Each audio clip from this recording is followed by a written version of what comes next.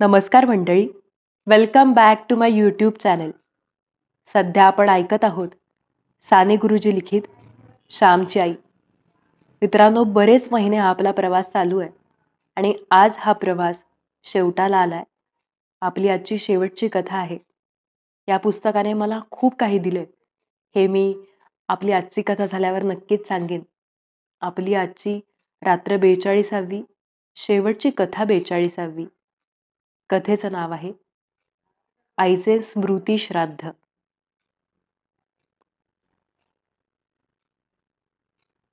गड्यांनो, आज शेवटची आठवण सांगावयाची आहे. हे स्मृती श्राद्ध आज मी समाप्त करणार आहे. माझ्या हृदयाकाशात स्मृतीचे अनंत तारे आहेत. त्यातील ठळक ठळक तारे मी दाखविले. आज उरलेला एक ठळक तारा दाखवावयाचा आहे.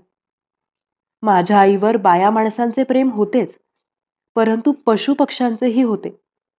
मोऱ्या गाईवर आईचे व आईवर त्या गाईचे किती प्रेम होते ते मी मागे सांगितले आहे. आता मांजरीची गोष्ट सांगावयाची. मागे या मांजरीचा उल्लेख मी केला आहे. तिचे नाव मथी. मथी आईची फार आवडती. आईच्या पानाजवळ जेवावयाची. इतरांनी घातलेला भात ती खात नसे. आई जेवावयाला बसली म्हणजे मथी जेवायला येईल. मथी नेहमी आईच्या भोवती भोवती असावयाची. आई शौचास गेली, विहिरीवर गेली तरी मथी बरोबर जावयाची. आईच्या पायात शेपटीचे फलकारे देत नाचावयाची. त्या मांजरीची आईवर फारच माया होती. माझ्या आईचा तिला अतोनात लळा होता. आईचे आजारपण वाढत चालले तस तशी मथीही नीट खातपीत नशी झाली. आईच्या हातचा कालवलेला भात तिला मिळेना. इतरांनी दुधाचा, दह्याचा, तुपाचा असा भात तिला घातला तरी ती 2 शिते खाई व निघून जाई. आईने नुसता भात घातला तरी त्यात तिला दूध, तूप भरपूर मिळत असे, परंतु इतरांच्या दुधातुपातही तिला रस वाटत नसे. ज्या दिवशी आई गेली त्या दिवशी ती सारखी म्याव म्याव करीत होती. जणू तिच्या प्रेमाचा ठेवाच कोणी नेला. तिच्या खऱ्या दुधातुपाची नदीच कोणी नेली. त्या दिवसापासून मथीने अन्न पाण्यास स्पर्श केला नाही. आई ज्या खोलीत मेली तिथे आम्ही 10 दिवस मृतात्म्यासाठी दूध पाणी ठेवत असू. तशी पद्धत आहे. परंतु मथी त्या दुधात शिवली नाही. आई गेली त्याच खोलीत बसून राहिली. म्याव म्याव म्हणून हाकही ती मारीनाशी झाली.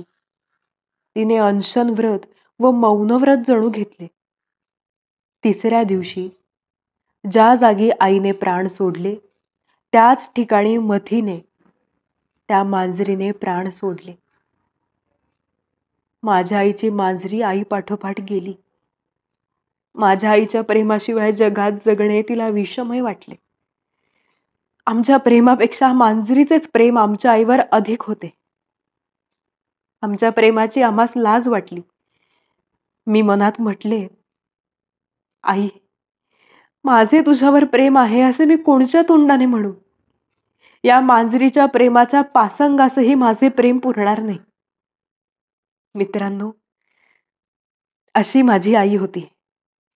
जगाच्या बाजारात अशी आई मोठ्या भाग्याने मिळते.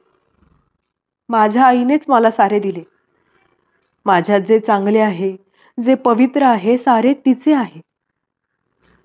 माझी आई गेली, परंतु भारत मातेच्या सेवेसाठी मला तयार करून गेली. एका जपानी मातेने स्वतःच्या हृदयात खंजीर भोसकून घेतला व मुलाला एक चिठ्ठी लिहून ठेवली. माझ्यामुळे तू लढाईला जात नाहीस. माझ्या मोहात तू सापडला आहेस. तुझ्या मार्गातील मोह मी दूर करते. माझ्या आईच्या दिव्य दृष्टीला असेच दिसले असेल. हा शाप माझ्या मोहात गुरफटेल. फक्त माझीच, या 3.5 हात देहाचीच पूजा करीत बसेल असे तिला वाटले असेल. इतर बंधू भगिनींची सेवा कराव्यास तो जाणार नाही. स्वातंत्र्य युद्धात तो मातृमोहाने पडणार नाही. म्हणून आईने स्वतःला दूर केले असेल. सर्व भारतातील माता माझ्या श्यामच्या होऊ देत. एकच नव्हे तर अनेक आया श्यामला मिळू देत, यासाठी माझी आई निघून गेली असेल. ह्या अनंत आया पाहण्याची दिव्य दृष्टी देऊन आई गेली. जिकडे तिकडे आता माझ्याच आया. उत्तमाची आई ती माझीच आई, दत्तूची आई ती माझीच आई, गोविंदाची आई ती माझीच आई, वसंतरावांची आई ती माझीच आई, कृष्णाची आई ती माझीच आई, सुभानाची आई तीही माझीच आई. साऱ्या माझ्या. हो, माझ्या.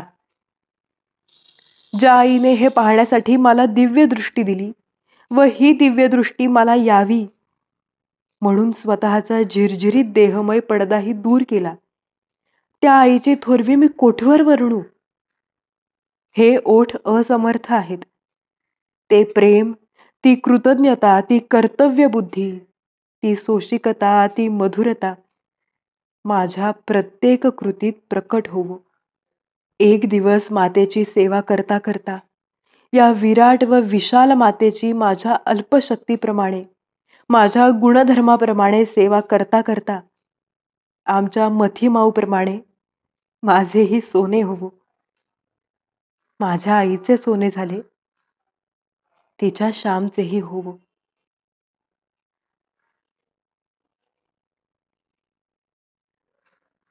मित्रांनो, ही होती आपली आजची आणि या पुस्तकातली शेवटची कथा, आईचे स्मृतिश्राद्ध.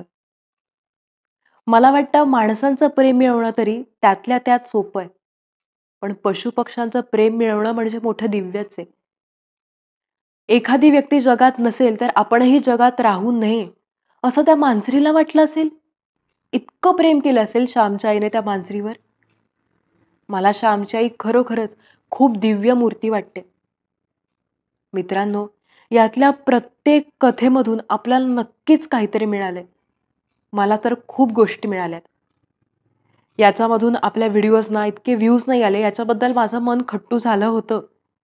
पण त्यापेक्षाही जास्त आयुष्यातला मोलाचा वाटा या पुस्तकाचा नक्कीच असेल. या पुस्तकाने मला खूप काही दिलं. जगण्याकडे पाहण्याची एक वेगळी दृष्टी दिली. माझ्या आईकडे पाहण्याची एक वेगळी दृष्टी दिली. इतर लोकांकडे पाहणारी, पशुपक्ष्यांकडे पाहण्यासाठी एक वेगळी दृष्टी दिली. एक वेगळा मंत्र दिला. माझं मन खूप भरलंय खरं तर आता. पण मला खरंच खूप आनंद होतोय की हा उपक्रम आपण केला आणि मला खरंच वाटतं की तुमच्या मुलांना जेव्हा त्यांना कळेल, वाचता येईल, तेव्हा नक्कीच तुम्ही हे पुस्तक वाचायला द्यायला हवं. कारण हे पुस्तक नक्कीच त्यांच्या जीवनामध्ये एक खूप मोठा सकारात्मक बदल घडवून आणेल. तुम्हाला या कथा कशा वाटल्या? या पुस्तकाचं वाचन कसं वाटलं? हे जाणून घ्यायला मला नक्कीच आवडेल आणि मला खात्री आहे की जसा माझा अनुभव आहे, तसाच तुमचाही अनुभव असणार आहे. आजचं आपलं हे सुंदर पुस्तक हा एक अत्यंत कमालीचा अनुभव इथे संपला असं मी सांगते. आपलं हे पुस्तक संपलंय. पुढच्या व्हिडिओपासून आपण नेहमीप्रमाणेच एक भयकथांचं पुस्तक सुरू करतोय. असाच तुमचा प्रतिसाद नक्कीच मिळत राहील, असं प्रेम मिळत राहील, अशी आशा करते.